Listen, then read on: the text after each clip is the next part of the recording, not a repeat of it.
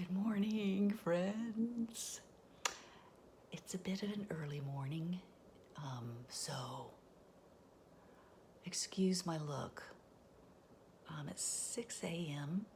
on a Saturday morning, and I snuck out of bed, and we were up kind of late last night. We had our family in, our daughter and son-in-law, in love, as they say, and our 3 grandkids were right here in this room. But they left at 4 in the morning. So anyway, I didn't see them. I was sleeping.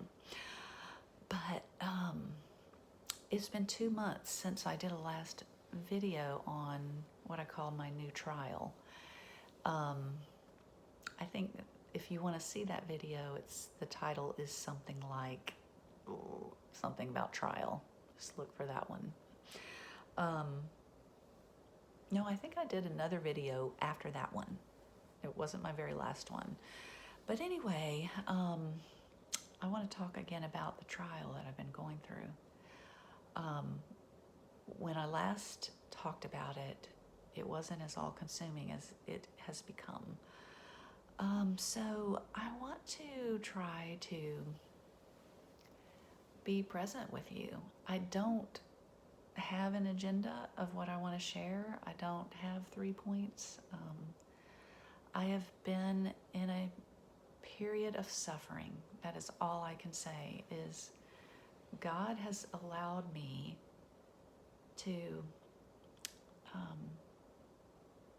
suffer,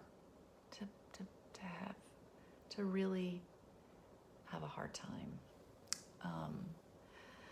So I just want to kind of talk and share with you what it's been like. Okay. So hang with me, pause the video and get a cup of coffee or a cup of tea. And, or if you want to be more active, fold some clothes, drive your car, but be with me as I'm seeking to be with you. So, as you learned in my last video, the last one on the trial, this trial began around August 1st. So I remember I was able to document when it was because I went to coffee with 2 friends, and you know who you are out there. And I had for a couple days been like, what's this purple finger? So I don't know, the light's kind of dim in here, but this is my normal color, and you can see I've got this like red tips. Well, they change colors throughout the day. Later in the day, they get really blue and purple. And so anyway, it started with 1 finger. And I was like, is this okay? Is that normal? And so I remember that. It was August 1st. And I had plans for my fall. I was going to start a ballet class, and I had bought some jazz shoes so that I could really lean into my love of dance. And I've always loved dancing, and I've danced around the house while I clean and stuff like that. And yeah, and so I also was going to really lean into my love of writing, and I've been pursuing that craft now with a writing community called The Habit for about 2 years. Right after I finished my chemo treatment, when I got the energy back, I joined the Habit community for writing, and I've been working on the craft. So anyway, I adjusted my work schedule and everything so that I could work on writing every morning and be disciplined at it. And so anyway, this was my plan. I thought God had really after cancer had opened doors for me in what I'm really made for.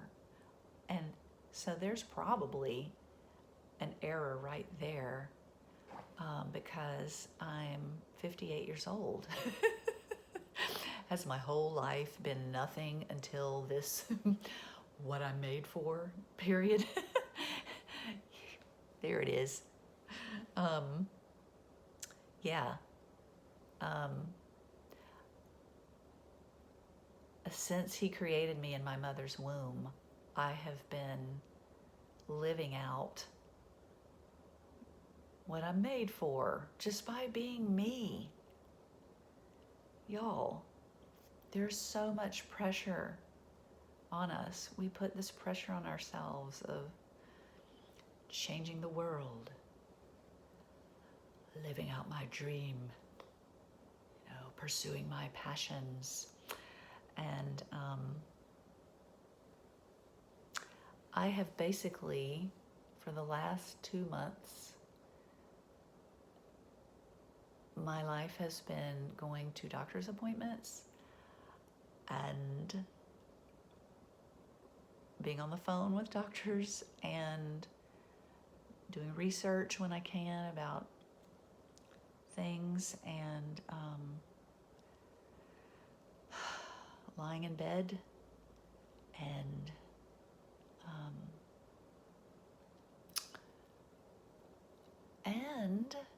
receiving love, receiving food, receiving people's presence to come and sit with me, receiving cards and beautiful words.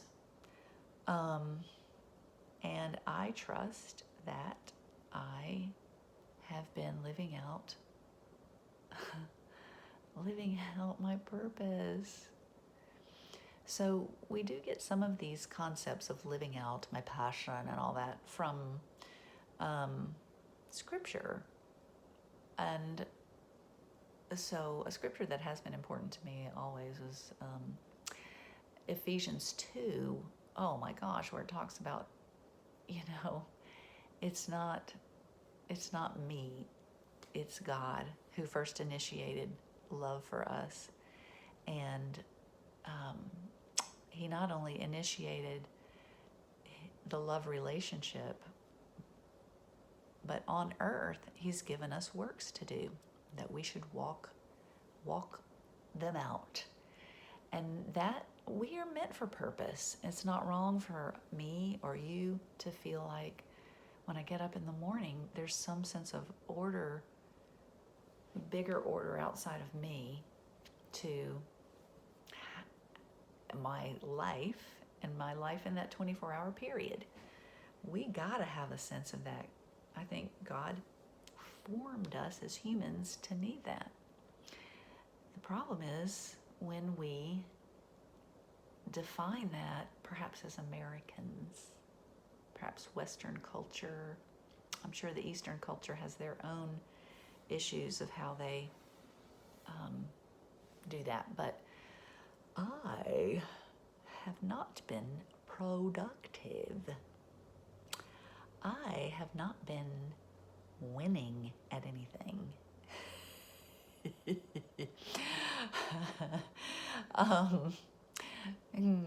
This is really fun to talk this out.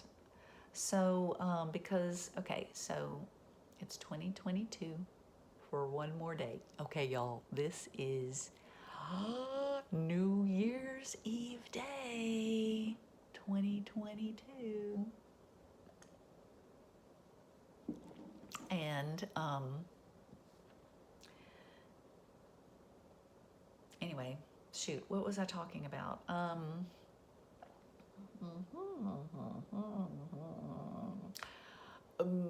So, dang. I'll have to edit this.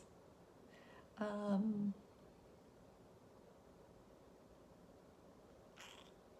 haven't been productive. Is that what I was talking about? Okay, yes. So in 2022, 20 for 6 to 8 months. I was not productive. I was, many people call it fight cancer. I've talked about this.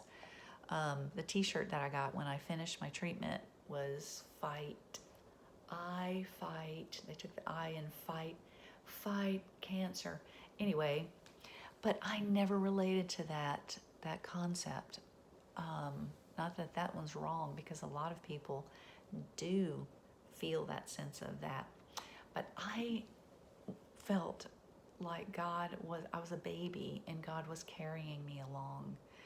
And so anyway, I did feel a sense of great purpose in just sharing where God was bringing me. Like, and so I have, do I have videos? I have my Caring Bridge that is still up if you'd like to read some of my journey there. But the actual productivity was, nil. I worked a very little bit, and I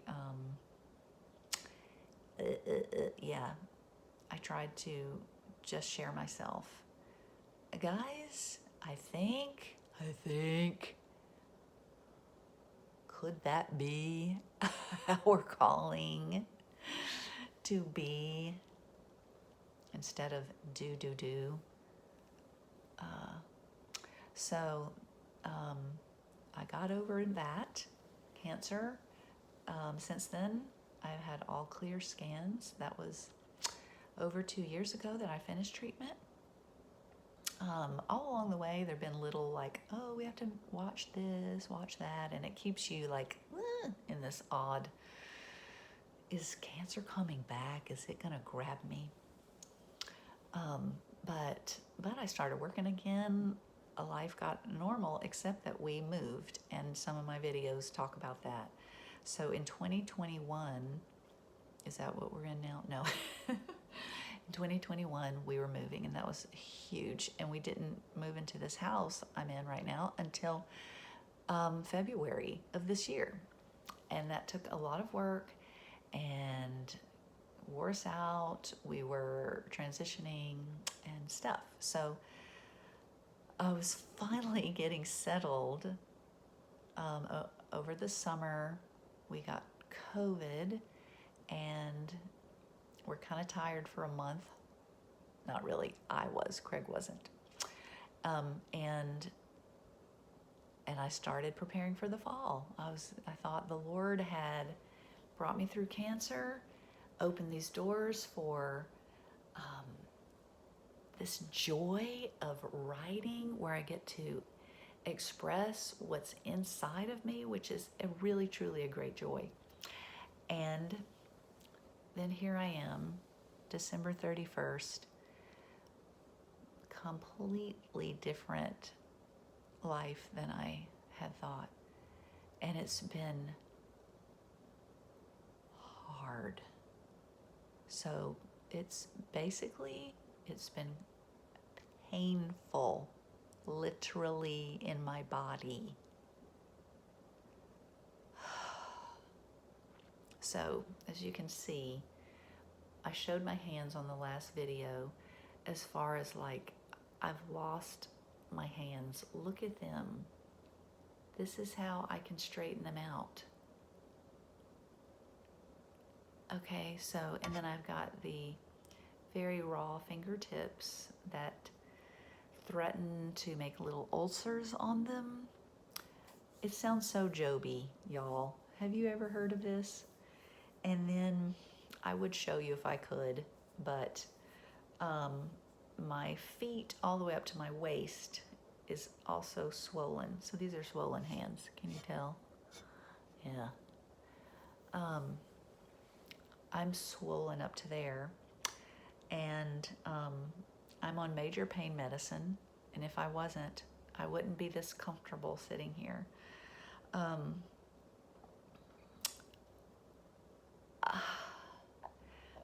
Excuse me. I have had, how do I describe this? Anyway, I have pain to use these hands. These are like bruised feeling. The bottom of my feet are. Pretty much my whole body where it's swollen is very bruised feeling. And it feels like I've stepped into a hornet's nest when I have sat for a little while and I stand up. It feels like I've stepped into hornet's nests on both legs, and the hornets are going all the way up my legs. Let's see. So I hope that's enough explanation. Trying to do anything is affected because you use your hands more than you realize. You use your feet and your legs more than you realize. So I can no longer drive. I can, whatever I do it in pain. Sometimes it's just painful just to sit around, and luckily I can have periods where I don't hurt, like right now.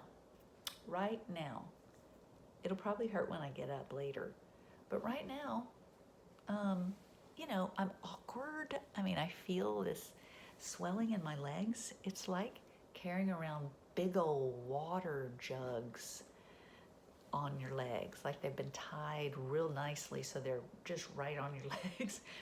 And it feels like I'm carrying around elephant legs. It's just water in my legs, and they can't figure out how to get rid of it. I had IV diuretics last week, and it seems to have helped, and I'm going to have it again this week. So here's the thing. The unknown also, I've gone to many doctors now, and they are all like, oh, I'm so sorry. They run their tests, and they're like, I'm sorry, I don't really know what to do. I'm going to send you to this next doctor. And so anyway, I've been working with my oncologist. I've worked with the people that they've sent me to. I started out in September or August with a rheumatologist because it looks like my body is fighting itself, so like an autoimmune disorder. But my autoimmune blood work didn't show that I had any autoimmune thing. And so for months now, we've been searching for answers.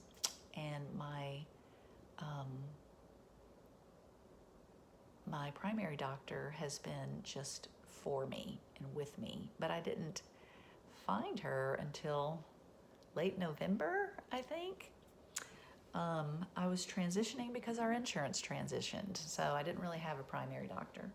So anyway, but since I got her, she's been fantastic. And Dr. Murphy. And she just a couple of weeks ago was like, Jamie, we have to rerun those autoimmune panels. This just looks so autoimmune. And so she reran them. It's kind of basic compared to what a rheumatologist would do. And her blood work that she did for me came out very high in autoimmune. Like, bing, bing, bing. An answer? So she refers me to her rheumatologist person, and I'm seeing them this coming Tuesday. So what I anticipate is her listening to me and saying, okay, we got to run blood work. So I'm going to have to run blood work probably Tuesday, and then come back to see her. And when I get back in to see her, I don't know, 2 weeks. Every day is hard, y'all. So that's where I am in terms of the actual doctor stuff. But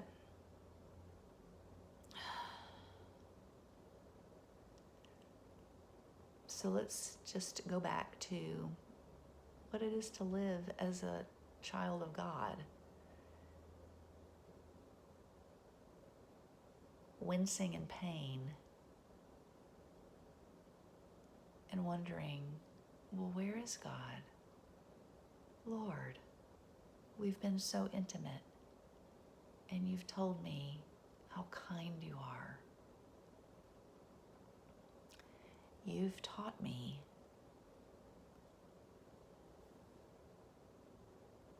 that you are close. Okay, this is my prayer kind of conversation.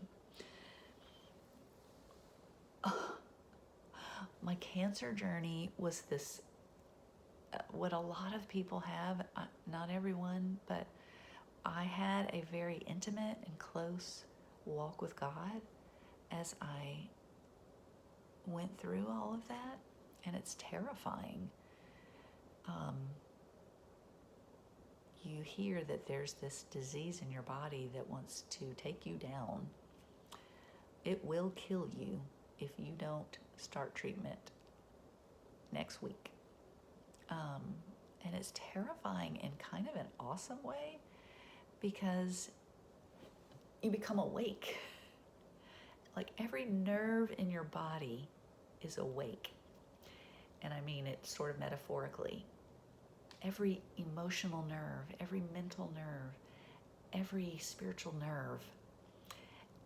None of us really like to walk through life asleep, right?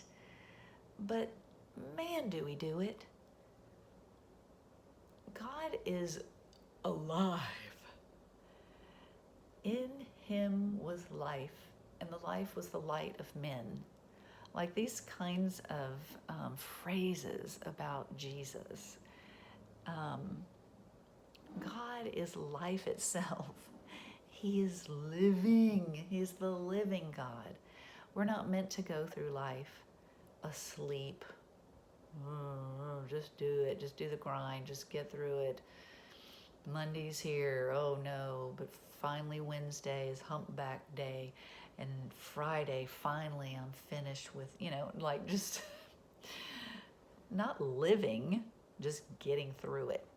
None of us are meant for that. And so when you get a cancer diagnosis, you become awake to life itself and to your life and to the meaning of every little thing.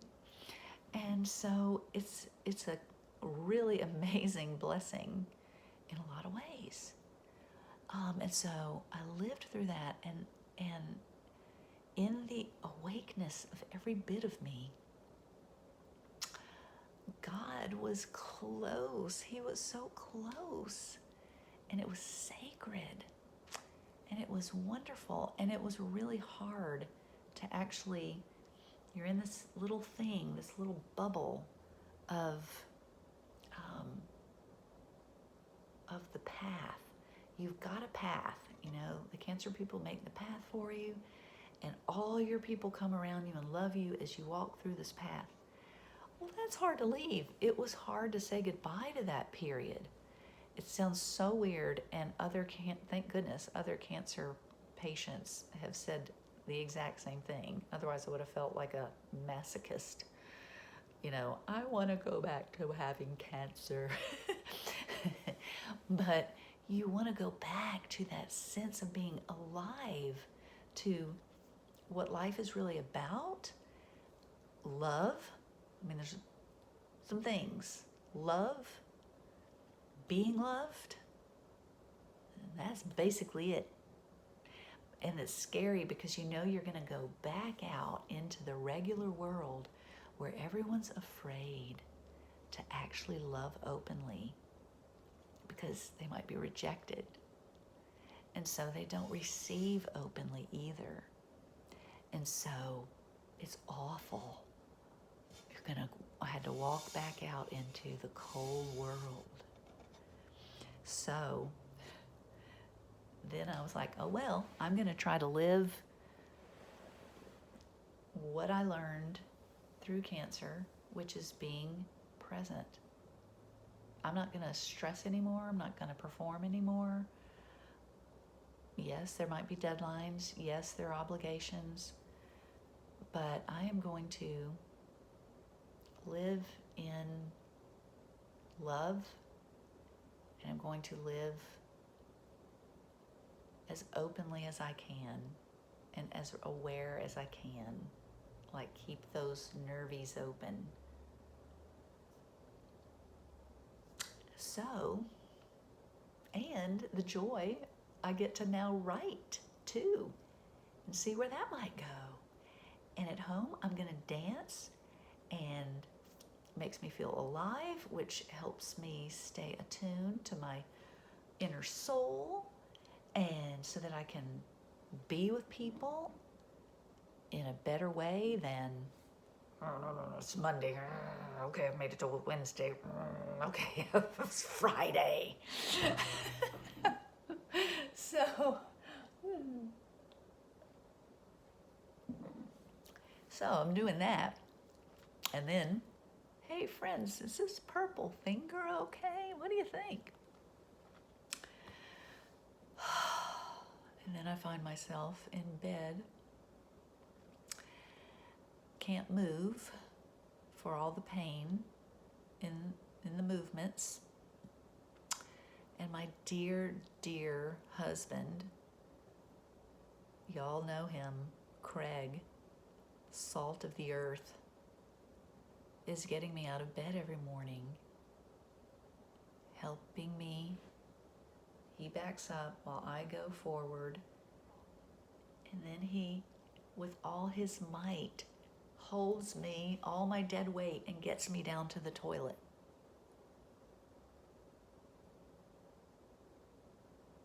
And I am sweating in the pain it caused to get there. This is before I started pain medicine. So that is a whole side issue. I'm on pain medicine, guys. Does that mean I'm an addict? Does that mean, okay, I'm in 27 minutes here. Can't get onto that. But that is something we can talk about another time. What the heck would I do without the pain medicine? As a doctor friend told me, you can't do it.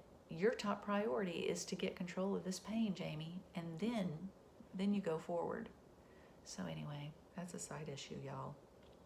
I know there's a lot of hard and hurtful stories in regards to that. But anyway, Craig doesn't have to do that anymore because my level of pain is not at that anymore. So anyway, I have lay in bed during the night. I will wake up in the night and I'll have fire in my heels and the hornets stinging my ankles or something like that. And I'm like, oh God, where are you? Who are you? Where is your kindness now? How do I sense your kindness? How are you kind in this? What's happening? Where's my story? Where's my path forward? What in the world? What are you doing? Where's your voice? What are you saying to me?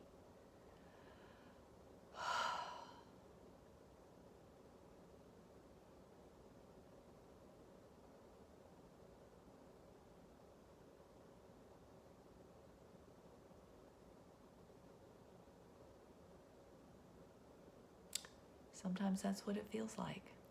Silence.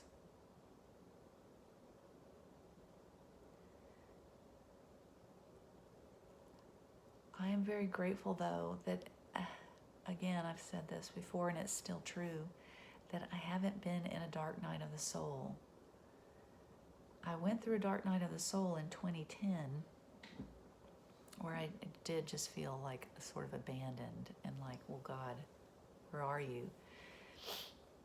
This time it's like God has been so present to me. Sorry, this is so long. Are y'all still drinking your tea or folding your clothes? And I don't know how to edit. Anyway, I'll come back and we'll do another one. Can't say everything in one video. I just want to say this.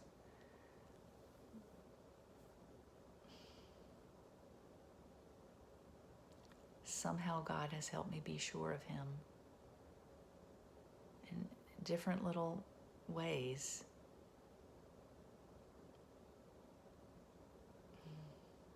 I think I'm getting tired. I need to go make the coffee. Let me tell this one little story. I need to look back and see what date this was, but I believe it was around mid-November. Yeah, so sometime in November. But Craig had to go to Houston to help his brothers deal with the estate of his parents because they both died in the last 2 years. Yes, we've had a lot, y'all. And so he had been helping me get up in the morning. It wasn't to the degree that I described, though, yet.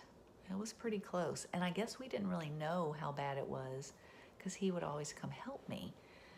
Well, so he was gone, and I woke up that morning, and we had boarded the dogs because we knew I couldn't handle them without him. And so I woke up, and as I started to try to move, everything hurt. Like fiery hands and stinging legs. And the thing is, when you step onto them is when they explode in pain. But I couldn't even turn to get my phone. And I just felt just stranded, not abandoned. I didn't really have an abandonment feeling. I had a terrorized, no, it wasn't that bad. It was a, shoot. It was I felt so afraid. I felt afraid. I felt really afraid. What am I going to do? And I just started crying. I started crying. Lord, how can I get out of bed? What am I going to do? And it just became a huge, conversation with God. Where are you now? I know you love me. And that has become the best treasure in my life. Your presence, who you are, that you are God, that you are my Father, and that you are a Father who is kind and compassionate and slow to anger and abounding in love. That has become my joy, the joy of my heart. And, I forget it, and I have to recenter and reconnect to that truth throughout my days. But that is the anchor of my life. But here I am. My body is useless. What am I supposed to do? How do you help me when you're not physical? You're spiritual. How do you help me now? What am I, like that? And I just felt him with me in the asking, I think. I felt him just drawing me in prayer, that's all I can say. That's the only way I can explain it, is I felt his conversation with me. I felt his presence, that he was with me, and it felt very comforting. And I just kind of started to, okay, and I turned over and figured out how to just kind of prop myself up on the bed. And then I sat there for a little bit. It helps to get the blood flowing down. I'm assuming the blood flowing is maybe all this hornet feeling. And then I stood up, and I don't know why God didn't let me see my phone before standing up, but I'd been in bed for about 30 minutes doing all this. And so I stood up on my feet and just, you know, and I don't know if I'd heard bingings on my phone or if I just looked at my phone and decided to pick it up, but I picked it up and there was a text from Craig and it said, "I'm almost home." And it was the day he was coming home, but this was 7:30 in the morning and he's 4 hours from me in Houston. And it's like, what? I was expecting him home around noon. And he had awakened at 4 in bed and just thought, I'm going home.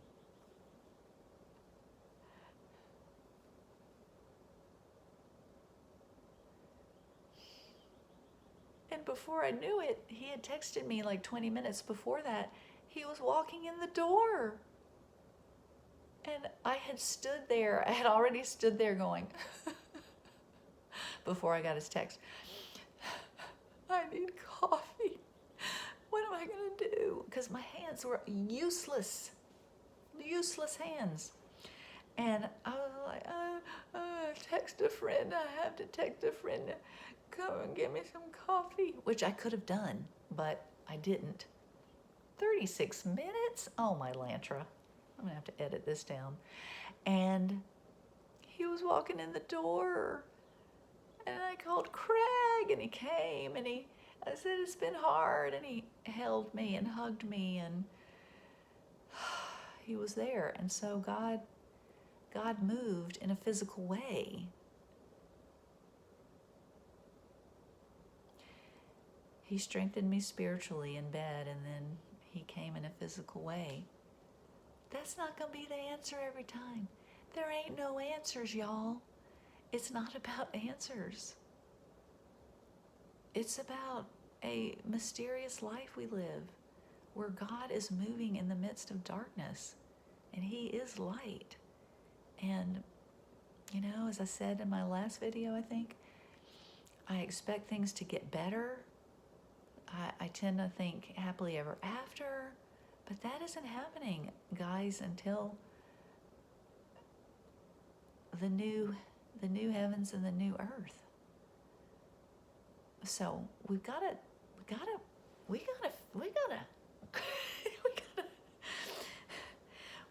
be like babies, resting in the nook of our Father, the breast of our mother. And we also have to be warriors of some sort. Okay, I'm gonna say goodbye. I love y'all. I love y'all very much. Subscribe to my channel thing. I just think I love knowing I have subscribers. I love knowing I have a reason to do this. Okay, bye.